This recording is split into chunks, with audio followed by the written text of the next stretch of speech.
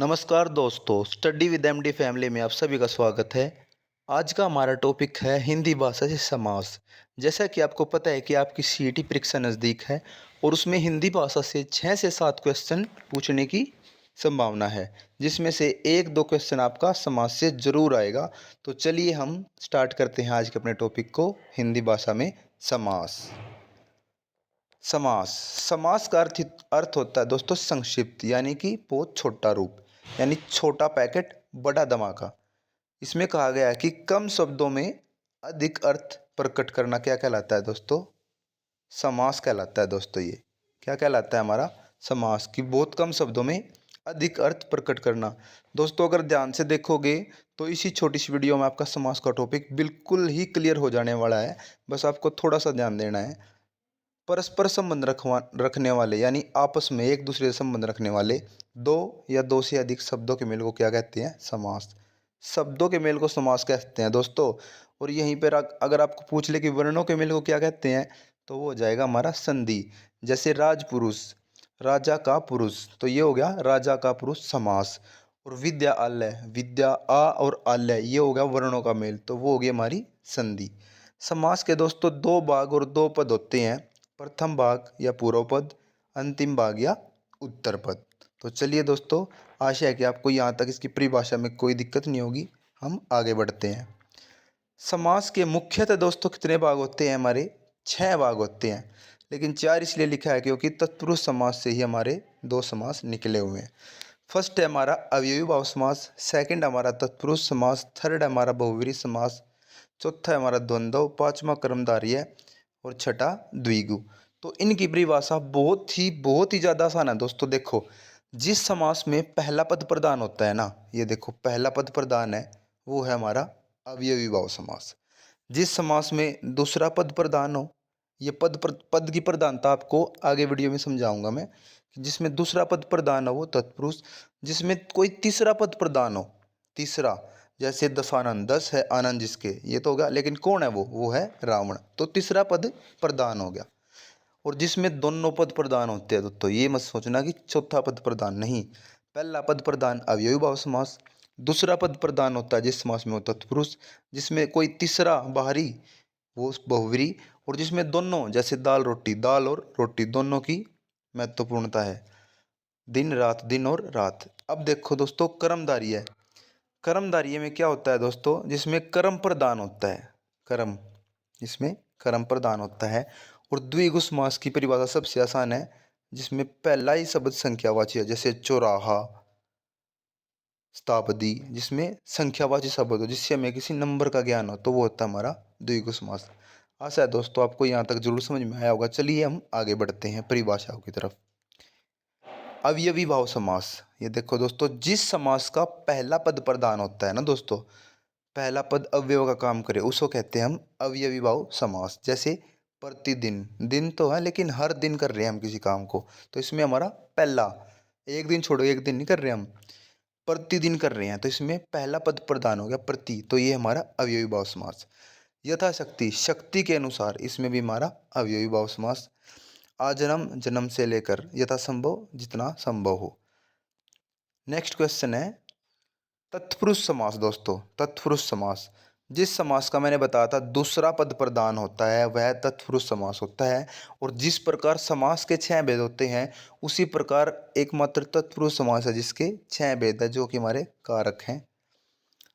देखिए, कर्म तत्पुरुष, यानी मनोहर, मन को हरने वाला, तो ये कौन सा समास है? कर्म तत्पुरुष। कर्ण, गुण युक्त, गुणों से युक्त, ये होगा हमारा कर्ण तत्पुरुष। देश के लिए भक्ति, तो ये संप्रदान तत्पुरुष।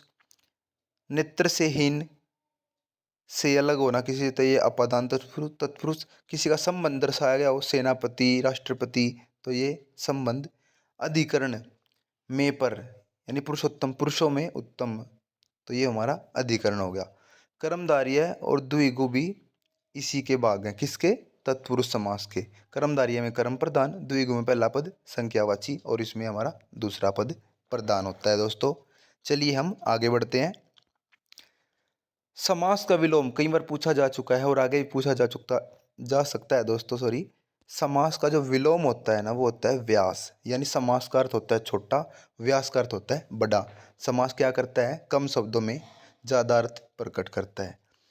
रेलगाड़ी, रेल के लिए गाड़ी, ये इसका बताया गया है दोस्तों संप्रदान का। रेल के लिए गाड़ी, माखन को चुराने वाला यानी कर्म तत्पुरुष। और ये रेलगाड़ी कौन सा है हमारा, रेल के लिए गाड़ी, ये है हमारा संप्रदान तत्पुरुष। तो चलिए हम द्वंद्व की ओर बढ़ते हैं। द्वंद्व देखो, द्व द्व, ये इसको ऐसे कर लो, इसमें ये भी और ये कितने हो गए, एक और एक दो, इसमें दोनों ही पद प्रधान है। जैसे दाल रोटी, दाल और रोटी, जिसके बीच में और, पर, व अथवा या आ जाए, जैसे दिन और रात, दाना व पानी, ये होगा हमारा। और इसकी एक और पहचान है दोस्तों, जिसमें ये योजक शब्द जुड़ जाए ना, देखो जो ये दाल रोटी के बीच में है योजक शब्द, तो उसकी पहचान हमारी, ये कौन सा समास है हमारा, द्वंद्व समास है दोस्तों, जिसमें दोनों पद की प्रधानता होती है दोस्तों, दोनों ही पद प्रधान होते हैं इसमें। चलिए हम आगे बढ़ते हैं। बहुव्रीहि समास, इस समास को दोस्तों समासों का राजा कहा जाता है। क्या पता यहीं से क्वेश्चन आ जाए कि किस समास को समासों का राजा कहा जाता है, तो वो है हमारा बहुव्रीहि समास।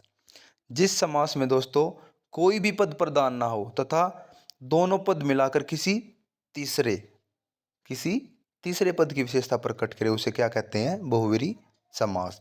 जैसे मैंने आपको उदाहरण दिया था, दशानन, 10 है आनंद जिसके अर्थात तीसरा पद रावण।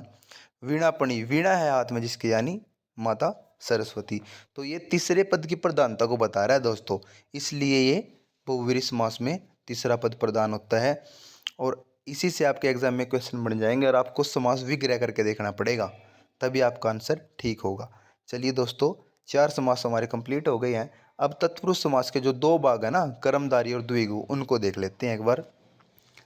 कर्मधारय समास, कर्मधारय है दोस्तों, एक बात मैं आपको बता देना चाहता हूँ कि हिंदी भाषा में शब्द से ही सब कुछ है। आप एक बार ये शब्द पढ़ो, कर्मधारय, जिसमें कर्म की प्रधानता होगी दोस्तों, कर्म की प्रधानता होगी इस समास में।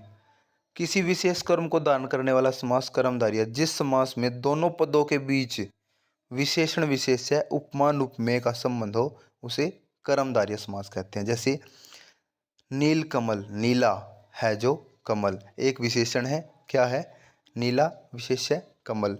महावीर, महान है जो वीर। दुर्जन, दुष्ट है जो जन।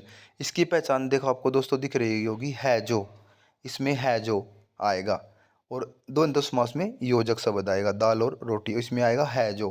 कर्मधारय में हमेशा कर्म की प्रधानता होती है। और सबसे आसान समास आपके सामने है अब द्विगु समास।